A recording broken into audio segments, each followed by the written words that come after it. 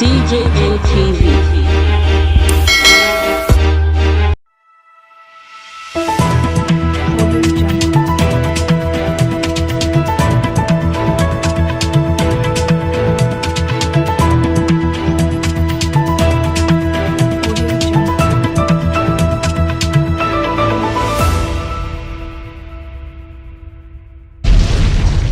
With Balanle Olukani. She is a popular television broadcaster and filmmaker, and she joins us now from Lagos. And thanks so much for joining us on what we can see has been a tumultuous couple of days in Nigeria. You know, what were you hoping from this election?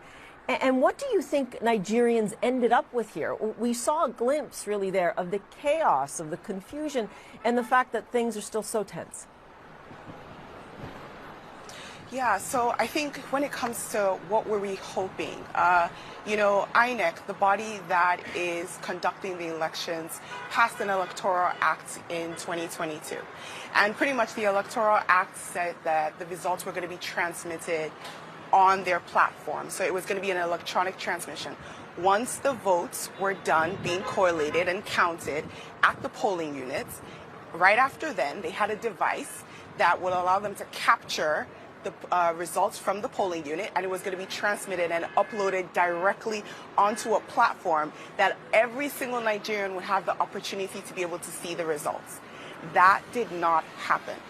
You saw situations where INEC officials, the people who were conducting the elections at the polling units, refused to upload the results. You saw situations where they said that they didn't have the ability to, that the device was slow.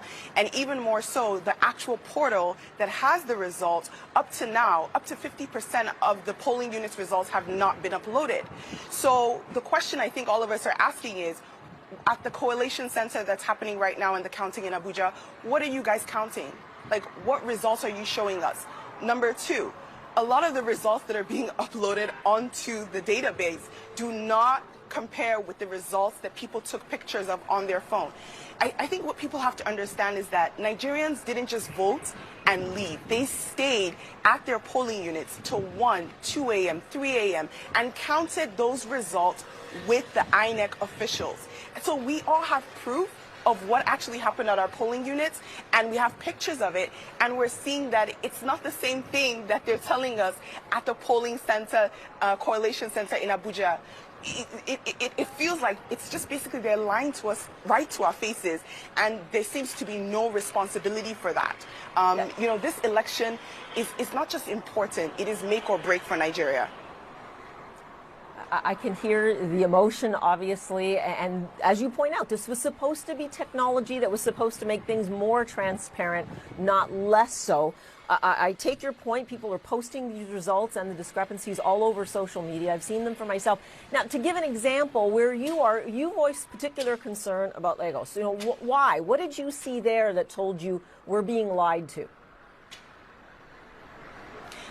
Lagos State is, when you think about Lagos, Lagos is a metropolitan city.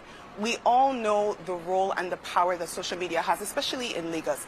A lot of people in Lagos are tired of the ruling party. A lot of people in Lagos also came out to vote. The numbers that they're telling us of people that came out to vote, it doesn't correlate with what really happened. A lot of people were disenfranchised. They were not able to vote because there were thugs that were sponsored to come and disrupt the polling units. We saw videos of people, thugs, coming to polling units, and the police officers did absolutely nothing. They did nothing. So to us, we're kind of asking ourselves, like, why are we not being allowed to vote? What is the reason? What are people so afraid of that's going to come out if Nigerians choose to say, okay, this is who I want to cast my vote for? At the end of the day, Nigeria is at the breaking point. And I think for every single Nigerian, especially young people, the voting population of the people that were registered, it's about 39% are youth. And those people came out to vote. You know, they came out to vote. The numbers are not correlating with what they said. Not only that, this afternoon, we actually had PDP, which is one of the opposition parties, and they didn't even win Lagos. They specifically said that the numbers that INEC presented does not correlate with with the amount of people that came. They have different numbers. Because what you guys need to understand is that at the end of the day, all the parties, they made sure that they were doing their own counts. Because we all knew that INEC was going to do something like this. It's interesting, though, because they're observers and they serve a purpose, and people are seeing these discrepancies. And we have heard specifically from Nigeria's youth with all the passion and all the frustration that you're expressing to us now. And what happens now, I have to ask you? This election has clearly fallen short so far, and yet you know that the Nigeria's Electoral Commission has already said, no way, we're not doing a redo here. As far as we're concerned, they've rejected the claims from the opposition parties, saying, look, these elections have been fair. They've been fine. We will continue to tally the votes. Well, it looks like what's going to happen is they're probably going to continue counting, and it looks like it's going to have to go to court, which is really unfortunate, because technically what's supposed to happen in specific situations, and this is what their electoral law states, in situations where there's a cancellation, if the amount of votes that were canceled there could possibly affect the final results, there's supposed to be a rerun. A lot of the polling units, the amount of votes that were canceled is going to affect the final results. So what is really interesting is to see how we're supposed to be in a democracy. They're the ones that passed they're the ones that drafted the Electoral Act, but yet they seem to not be adhering to it. Just for the fact that the results have not been transmitted, and up till now they're still choosing not to, that alone in itself questionable, and it shows that INEC is not only they've been compromised, they're also not being transparent, and they have not conducted a free and fair election. And if that's not happened, then technically we're supposed to have another election. I know you're going to give me blowback on this, but some people would say, look, Nigeria is in its adolescence in terms of a democracy. This is a very large country. Obviously, when you look at the number of registered voters, this is a large task. They are still counting. The results are in no way, shape, or form official right now. Well, what do you say to that? To say, like, look, patience, just give us some time here. I think the issue is it's not really about patience. It's the fact that INEC has chosen not to communicate and address the issues. We have pictures that show that you have a piece of paper where results were recorded, and then after the results were recorded, someone took a pen and canceled those results out and put a new result, and you want us to accept it? That's the issue, is that, can you, INEC, explain that? So we're finding that the chairman is not communicating with us. I think a lot of times when you think about the institutions of Nigeria, they're so used to just carrying on and doing whatever they want without accountability. But Nigerians have finally woken up to the point where we're saying, no, you must be accountable to us. We're a democracy. If you ask us to come out and vote, we cast our vote. We expect the results to reflect who we voted for, not who you've been paid to say is going to win. So there has to be accountability. If not, the INEC chairman needs to go ahead and step down and resign. If he's unable to do his duties based on what he's supposed to, it's the Independent Electoral Commission. It doesn't feel like they're being independent right now. And we see you and other people in Nigeria, the youth in particular, demanding their franchise from the Electoral Commission.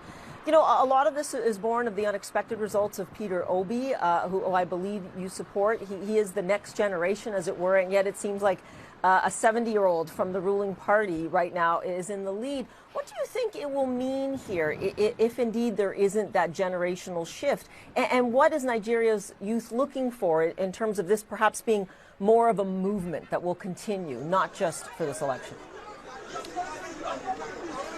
The movement has already started. You have to, when you think about where this came from NSARS, and this came from us finally demanding that we're treated as citizens of our country.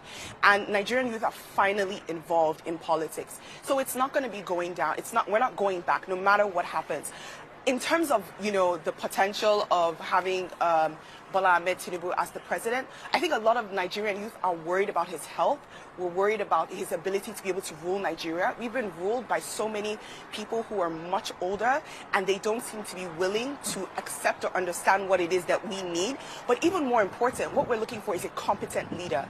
Nigeria is at its breaking point. The amount of people that have exodus and left this country because it feels like it's unlivable. Everyone has said it. We don't have good roads. We don't have good light. We don't have healthcare. We don't have education. Last year, the average Nigerian youth spent 8 months at home because our schools were on strike, and it didn't seem like our government had any interest. So when we're saying we need a mindset of someone that's young, someone that's agile, someone that is going to listen to the Nigerian people, that is what we need. We need people who are accountable.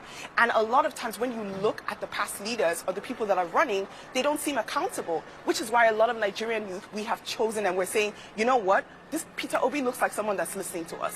And we want to make sure that we are heard. The point is for us, whatever was voted on Saturday, we want those results. We don't want the results that they're doctoring. That is the most important thing. If we know that these results are free and fair, whoever wins, wins. But right now, what they're giving us is not what we voted on Saturday. Okay, and we will leave it there for now, but certainly we hear your passion and you've given us great insight into what's going on now as we see the fallout from this election. Thanks so much. Appreciate it.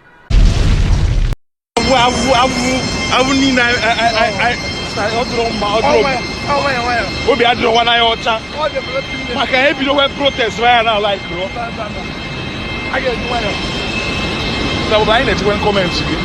I need to comment to you. I'm mal to go over now no kita. You what I'm not. At the end of the day, you will not expect much from them because you're trying to remove a situation that has been there for years. But what we need is to remain calm and persistent, saying this is wrong. We will not get it. We will remain calm. We will remain persistent.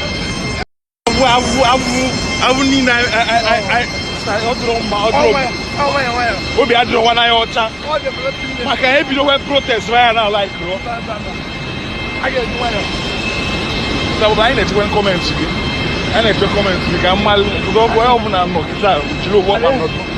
At the end of the day, you will not expect much from them because you're trying to remove a situation that has been there for years. But what we need is to remain calm and persistent, saying this is wrong. We will not get it. We will remain calm. We will remain persistent.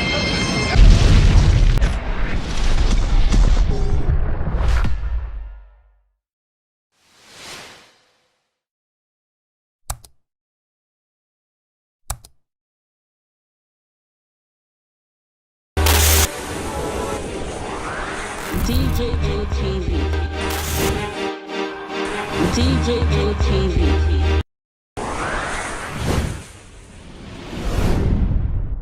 People and people don't say no, they don't like us. Welcome to DJ TV. DJ ATV. DJ ATV. DJ ATV. DJ ATV. Some of the delegates and ask them questions. DJ ATV.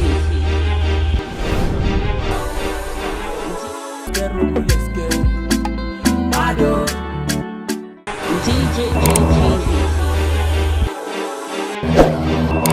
DJ ATV. DJ ATV.